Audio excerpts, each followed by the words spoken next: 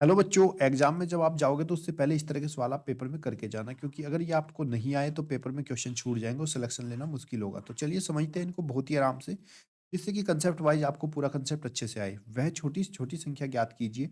ऐसी संख्या बताओ जिसको मैं 20,000 में प्लस करूं और 20,000 में प्लस करने पर यह संख्या 12 से पूरी डिवाइड हो जाए, 15 से भी कंप्लीटली डिवाइड हो जाए और 25 से भी पूरी पूरी डिवाइड हो जाए। तो उसके लिए आपको क्या करना है, जिन संख्याओं से हमें डिवाइड करना है 12, 15, 25 से, इन तीनों संख्याओं का आपको एलसीएम निकालना है, लास्ट है। चलिए इनका एलसीएम निकालते हैं।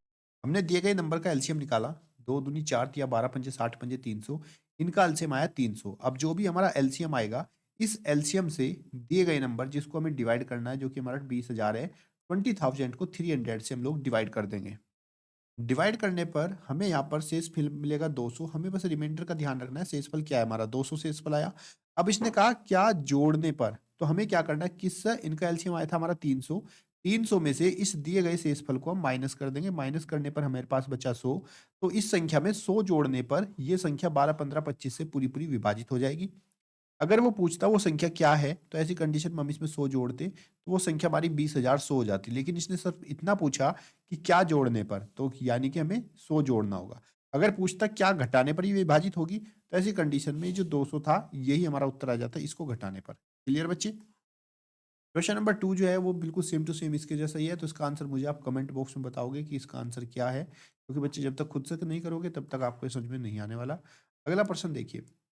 किसी प्राकृतिक संख्या को 4, 5, 6, 7 से विभाजित करने पर हर एक मामले में एक शेषफल बचता है, वो संख्या क्या होगी? तो आपको ऐसी संख्या ढूंढनी है, मैं उसको 4 से डिवाइड करूँ, 5 से, 6 से, 7 से, तो वो डिवाइड हो जाए और डिवाइड होने पर रिमाइंडर एक बचना चाहिए। तो उसके लिए आपको क्या करना है बच्चे, सबसे पहले जो आपकी संख्या है 4, 5, 6, 7, इन सब का हम एलसीएम निकाल लेंगे।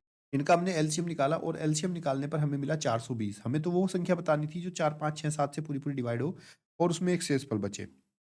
तो जो भी आपका एलसीएम आएगा, उस एलसीएम में जितना हमें शेषफल चाहिए उतना ही हम प्लस कर देंगे। तो वो संख्या आपकी 421 हो जाएगी। ऑप्शन नंबर ए आपका राइट आंसर। बस आप इसका कंसेप्ट समझते चलो। अगर आपको कंसेप्ट समझ में आएगा तो इसके जैसा कोई भी क्वेश्चन आप पेपर में कर सकते हो।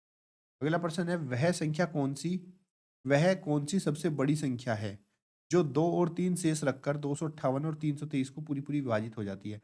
यानी अगर मैं उसी संख्या से 258 को डिवाइड करता हूँ, जो भी वो संख्या है, तो मुझे यहाँ पर शेषफल मिलना चाहिए कितना, 2।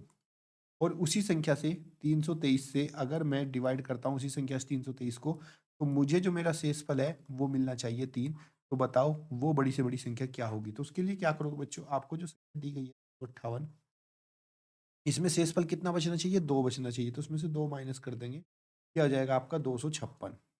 ठीक है, यहाँ पे शेषफल हमने 2 माइनस किया। फिर अगली संख्या हमारी 323। 323 में से हम 3 को माइनस करेंगे, ये संख्या आ जाएगी 320।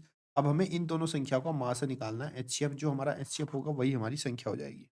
जब हमने इसको भाग विधि से एचसीएफ निकाला तो हमारा एचसीएफ आया 64।